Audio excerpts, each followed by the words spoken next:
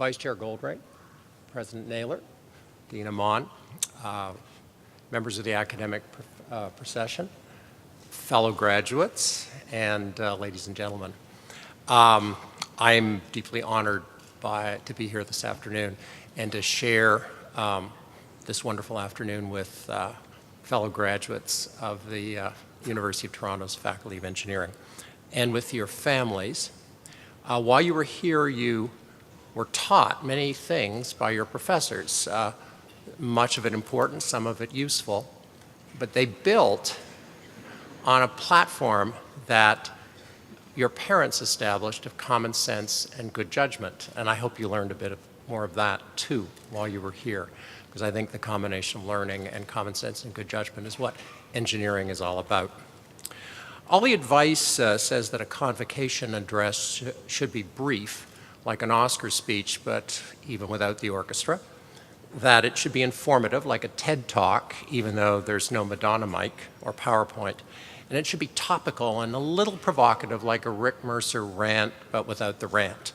So I'm going to do my best. I'm aware, as I hope all you are, that in a digital world, the internet is a cruel historian. Nothing is forgotten, ever. Accordingly, this afternoon, I will not be talking about cell phone videos, tar sands, drones, the Maple Leafs, digital surveillance, Senate expenses, or, tempting as it might be, the Mayor of Toronto. What I will talk about, though, is the future. And to talk about the future, I'm going to talk about the past, specifically 1973, 40 years ago when I graduated in civil engineering. Now, the class that started first sat over there. I sat over there. And it was a gorgeous afternoon like today. And before the convocation began, one of the warders came over and said to me, "Well, you're first. Do you know what to do? Because if you don't, everyone else will do it wrong." So today, my advice to whoever's first, and I think you're probably sitting over there, is just remember that as you exit the stage, you look at the golden mace, you walk toward it, and to the left of it, but don't take it away. So, 1973 was a graduating year for those of us who came to school barely 6 weeks after 3 astronauts had landed on the moon and were returned safely to Earth. It was an era of big ideas, of great leaders, and of great oratory. When American President John Kennedy set that goal in 1961, he launched an era of huge advance in science and in engineering. But beyond this remarkable engineering achievement of that decade, the protests in Paris and in Chicago in 1968 had unleashed great social and political unrest through the whole world. Pierre Trudeau had enlisted us young Canadians as part of the new commitment just after we celebrated Canada's first 100 years. We were reading books, Rachel Carson's Silent Spring about the perils of chemicals to nature, and Jane Jacobs on the death and life of great cities, just as you all watched Al Gore's film, An Inconvenient Truth, about climate change, or read Professor Richard Florida's blogs about creatives in great cities like Toronto. By 1973, the women's movement was in full stride as society started to realize the importance of unleashing the intelligence, energy, and creativity of half the world, who, even in Canada, did not enjoy their full rights. In 1973, women were allowed, finally, into Hart House. 1973 was the year that World Bank President Robert McNamara made his Nairobi speech. McNamara spoke about absolute poverty. Quote, "A condition of life so degrading as to insult human dignity, and yet a condition of life so common as to be the lot of 40% of the peoples of the developing countries." 1973 was also the year that the cell phone was invented. Now, on each of these bold ideas, an easy way would have been to say, well, that's too hard, that's impossible, we can't do that. Engineers aren't like that. The bold ideas of 1973, mobile communications, gender equality, and ending world poverty, inspired a whole generation of scholars, practitioners, and activists in many, many places, including at the World Bank, where I had the privilege to spend my entire career. Economic and political rights, health, education, the protection of them and their children have improved for many women in many countries worldwide.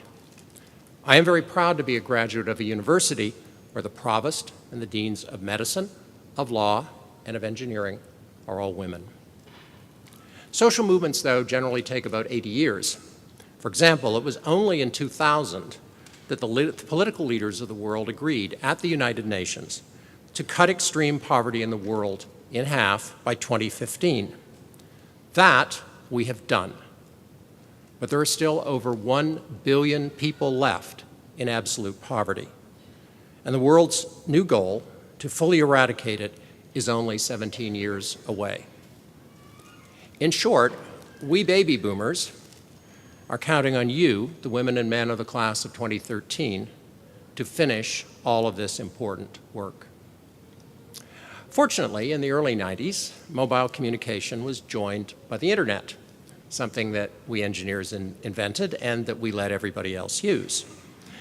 The internet amplified the forces and voices of globalization and the great progress in improving the human condition that globalization made possible. Today, we can all access, including now if we wanted to, unimaginable quantities of digitized information with which we can shape our world, influence millions of people, and measure and monitor the impact of our actions. There is a huge opportunity for leadership awaiting every member of this class. As engineers, of course, we calculate risks before we take them. And working in a large international organization with large sums of money at risk and complicated development programs, I have also been quite prudent because, after all, we are professionals. But in that respect, I want to share with you a little advice from Pablo Picasso, the Spanish painter. He said, "Learn the rules like a pro so you can break them like an artist." That strikes me as a great motto for engineers who want to make a difference.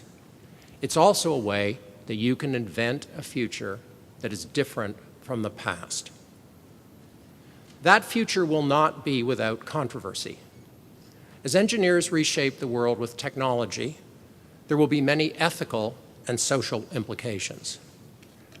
I hope, therefore, that you will not be satisfied by saying, "Oh yeah, we can do that," but we'll follow that boast by asking, "Yes, but should we?" I hope you will find employment in the public sector, the private sector, or with a nonprofit, here in Canada or abroad, or in a startup of your own imagination and effort that will let you say every day, "I'm in a place where I can do my very best." And in this context, I'd like to tell a little story about the world of work. A friend who used to head organization development at a global pharmaceutical company was visiting one of their many sites. After seeing the labs and the factory, she happened upon the mailroom. She entered, and the man in the mailroom rose. He was sitting at a desk with piles of boxes, and he welcomed her. "Good afternoon. I cure blindness." Well, he sensed that she looked a bit puzzled, and so he went on to explain. "At our factory, we make ivermectin. It's a drug that cures blindness. Blindness is caused by onchocerciasis, which is a disease that people in West Africa get by being infected by a guinea worm, which is transmitted by a fly. In the 1970s, he explained, World Bank President Robert McNamara visited Africa. He was shocked that some of its most productive land couldn't be farmed because there were no people there, or rather, there were very few, and they were all blind. So Robert McNamara said, we need to do something about that. And they did. Retired Vietnam War helicopter pilots were hired to spray the rivers where the flies lived. And ivermectin was later invented and given away free. And he said, we make it here at this plant. And my job here in the mailroom is to check that all the shipments and all the labels are correct and that they're properly addressed, and that the labels are well attached. Because if those pills don't get to Africa, people will be blind. As you join organizations, you will be exposed to organizational politics, often very discouraging, sometimes a bit toxic. But please remember that everywhere you will want to work has a noble purpose. For this man in the mailroom, it was curing blindness. And it will be something like that, I hope, for you. As you work with people who aren't engineers from the University of Toronto, whether they're in the mailroom or in the big corner office dealing with office politics, help them keep their faith in the big idea to which you and they are all committed. I said I would talk today about the future because universities are about the future.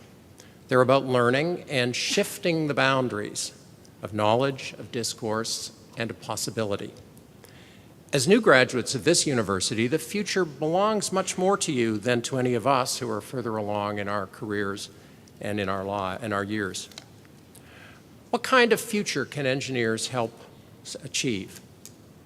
Building on common sense and good judgment, a future with smart and connected machines, with safe technologies, with the necessary systems approaches to energy, to renewing infrastructure in our cities, to climate change in the environment, and to public policy and global affairs. A bright future that, in short, is inclusive, prosperous, secure, and sustainable. And as engineers, you can help build that future. Volunteering is also about the future. It's about that cause or that result or that thing you'd like to see happen that will lead to something better, something different from today. To be sure, it requires a bit more time than clicking like and share on Facebook. But that time spent volunteering builds communities, and it brings the individuals in them together in a common cause. In that respect, my work as a volunteer at U of T taught me something else that served me well, that yes opens more doors than no. Time after time, I have said yes, and I've made those countless journeys back to Toronto from all over the world to be part of the life of this great institution. These volunteer activities have enriched my life enormously, and I have made many, many great friends. And let me close, therefore, with this final piece of advice. Give back often, and as often as you can.